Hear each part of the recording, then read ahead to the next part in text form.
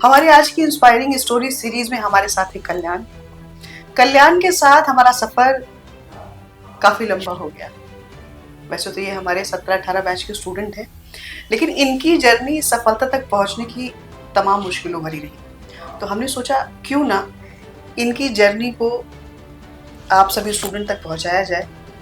हो सकता है कल्याण जैसे और भी स्टूडेंट हो तो शायद उनके जीवन में कुछ बदलाव आ सके, कुछ मोटिवेशन मिल सके और वो भी अपने उद्देश्य को पाने में एकदम भरपूर प्रयास करें। क्योंकि ये बात तो सच है कि अगर प्रयास एक निश्चित तरीके से, एक अच्छे ढंग से अनवरत किया जाए, लगातार कंसिस्टेंसी को मेंटेन करते हुए किया जाए तो सफलता निश्चित मिलती है। कल्याण इसका साक्षात उदाहरण है। तो आज हमारे साथ है कल्याण। सबसे पहले उन्हीं से बातें करते हैं। बहुत बहुत बधाई हो कल्याण आपको। Thank you ma'am. अब कैसा लग रहा है? काफी अच्छा लग रहा है। अब अच्छा लग रहा है? जी। बोझ उतरता सा महसूस हुआ होगा, जी। है ना? आप एक लंबे समय से हमारे साथ जुड़े रहे हैं, लगातार आपसे बातचीत होती रही है। जी। प्रीलिम्स आपने हर बार क्वालिफाई किया। जी मैम। मेंस की जर्नी लंबी। हाँ, मेंस में काफी टाइम लग गया। काफी टाइम लग गया।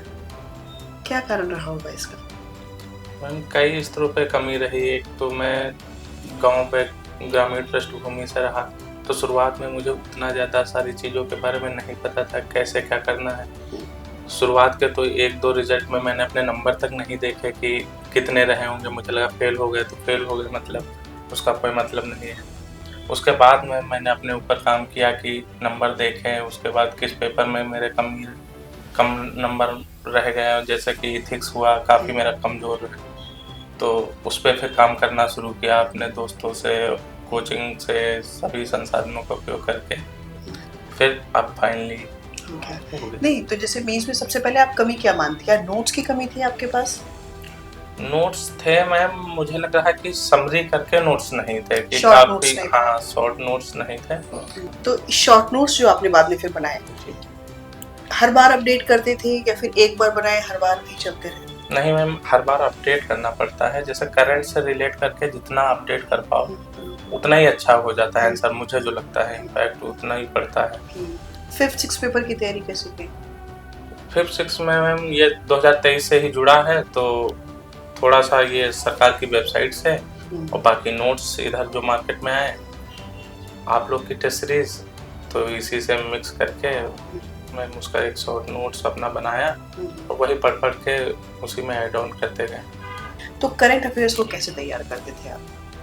करंट अफेयर्स मैम एक तो न्यूज़पेपर से डेली का अपना रूटीन है कि रोज का रोज अपना जो भी 2-4 पॉइंट मिल जाए वो लिख लेते हैं। उसके साथ में मंथली मैगजीन हुई, उसका सहारा लेते हैं। अच्छा, आंसर राइटिंग का क्या मानते हैं योगदान आप? आंसर राइटिंग का बहुत योगदान है। बिना आंसर राइटिंग के मेंस निकलना मतलब बहुत दूर की बात है। क्योंकि शुरू के 2-3 अटेम्प्ट मेरा इसमें खराब हो गया कि मैं 2-4 टेस्ट लिखे, 5 टेस्ट लिखे, नंबर नहीं आए, फिर मैंने छोड़ दिया कि अब सीधे वहीं लिखेंगे जाके। लेकिन उसके बाद मुझे रियलाइज़ हुआ कि नहीं, आंसर राइटिंग आपको निरंतर करनी है। फिर जाके मैंने काफ़ी आंसर राइटिंग की, काफ़ी बराबर 2-3 महीने बराबर रेगुलर लिखता ही रहा, तो उसका फ़ायदा हुआ कि एक स्ट्रक्चर दिमाग में बन गया। क्या तैयारी ऐसी स्पेशल थी कि प्रीलिम्स आप हर बार हो जाते थे? प्रीलिम्स का मैम मेरा ये जो 17-18 का बैच था, इसमें से हम 4-5-7 दोस्त थे, लगभग उनका सबका ही निकलता है। तो वो उस बैच का जो भी कंटेंट था और साथ में करेंट अफेयर्स, ये सारी चीज़ें ऐड ऑन करते गए। तो काफ़ी लोग, जैसे हमारे जानने में अशोक पाठक भैया हैं, शिक्षा अधिकारी हैं। आकृति हैं, वो शिक्षक हैं। वीर है, वो भी शिक्षक हैं।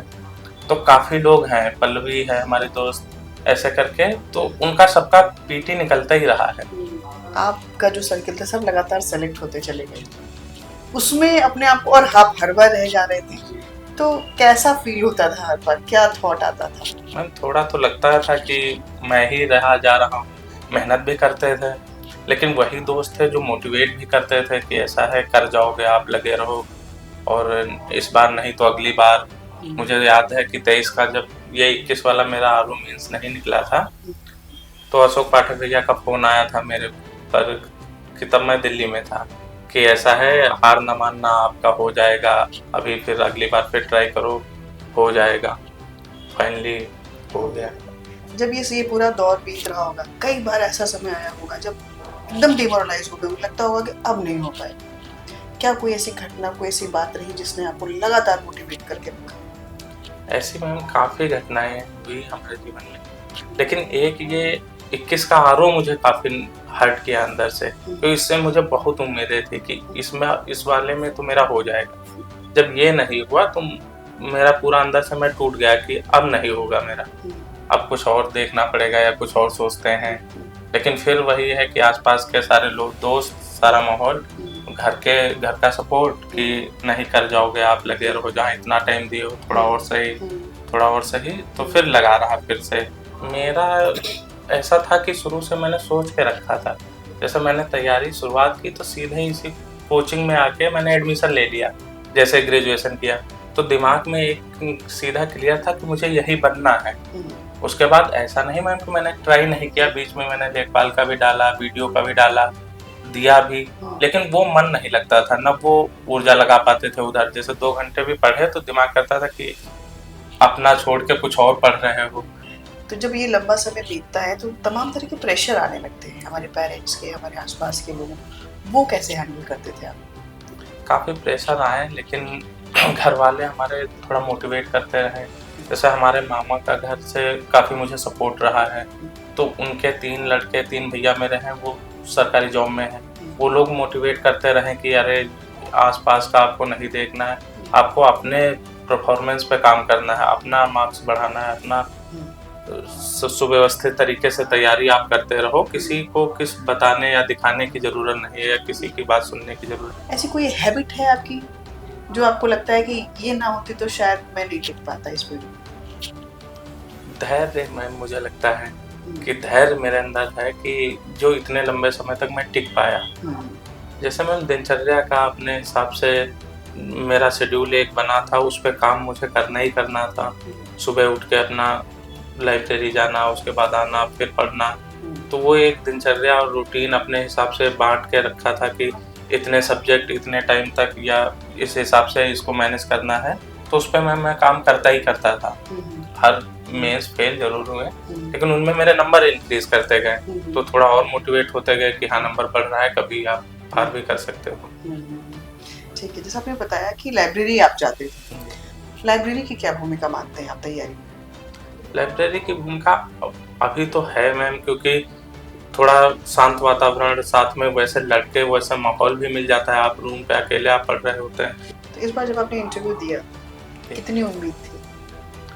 मैम ज़्यादा तो नहीं थी, जैसा कहें कि मेरा कभी मेंस निकला नहीं, तो उत्तराखंड का निकला है इसके पहले, तो वही था कि हाँ दे के आते हैं, देखते हैं कैसा रहता है।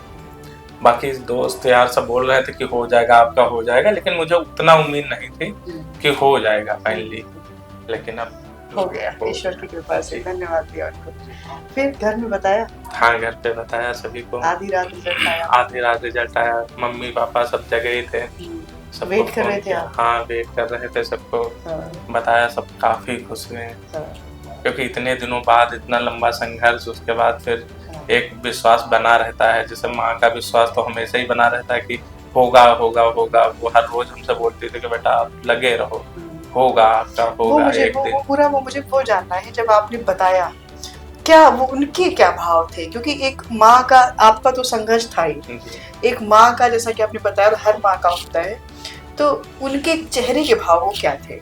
उनका तो मैम ये था कि मैंने तो फोन पे ही बताया, मैं तो अपना मेंस लिख रहा था तो प्रयागराज में था, तो फोन पे जैसे ही बताया तो 1 मिनट का एकदम शौक रह गई कि एकदम सन्नाटा, एकदम चुप रह गई। उसके बाद वही ईश्वर का नाम लेने लगी कि चलो हमारे बच्चे का भला कर दिया ईश्वर ने, तो काफी खुश थी।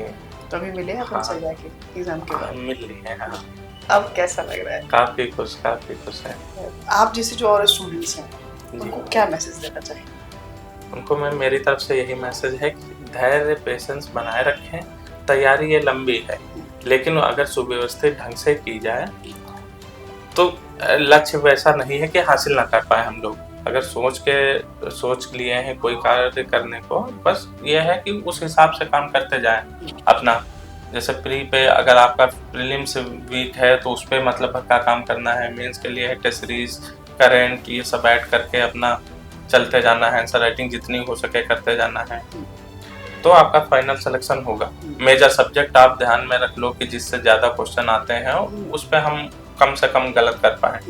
जैसे एनवायरनमेंट हुआ या ऐसे पोर्शन हुए जहाँ गलती के चांसेस कम होते हैं, पूरे पूरे नंबर मिल सकते हैं, तो वैसे नंबर लेके फिल्म्स निकालें, फिर आगे मेंस में आंसर राइटिंग करके अपना लक्ष्य प्राप्त करें। चलिए, बहुत बहुत धन्यवाद आपका। Thank you. अब आप आगे भी जो अपने सपना देखा है उन सभी की पूर्ति हो, आप सफल हो, ऐसी मेरी शुभकामनाएं आपके साथ हैं। Thank you. बाकी हम लोग मिलते रहे। Thank you.